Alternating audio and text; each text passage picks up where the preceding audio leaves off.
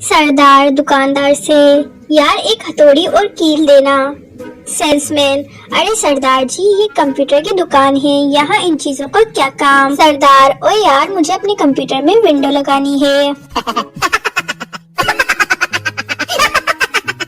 शौहर 2 साल बाद सऊदीया से वापस आया। बेगम फुल मेकअप करके बोली, आप मेरी तारीफ अरबी में करें। शौहर, अस्तगफिरुल्लाह। लड़कियों की शॉपिंग। दुकानदार कपड़े दिखा दिखा के थक गया। लड़की, भाई और दिखाएं। दुकानदार, बाजी इनके अलावा कफन है।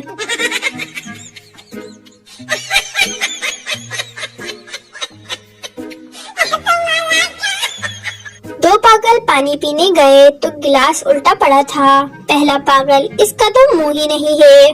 दूसरा पागल, ये तो नीचे से भी टूटा हुआ है। एक आदमी को डबल टेक कर बस में ऊपर वाली जगह पर बिठा दिया और वो भागकर नीचे आ गया। किसी ने उससे पूछा कि नीचे क्यों आ गए, तो आदमी कहने लगा कि ऊपर तो ड्राइवर ही नहीं था। नाज़रीन, वीडियो पसंद आई हो तो लाइक कर दें और मज़ीद वीडियोस देखने के लिए चैनल को सब्सक्राइब कर दें।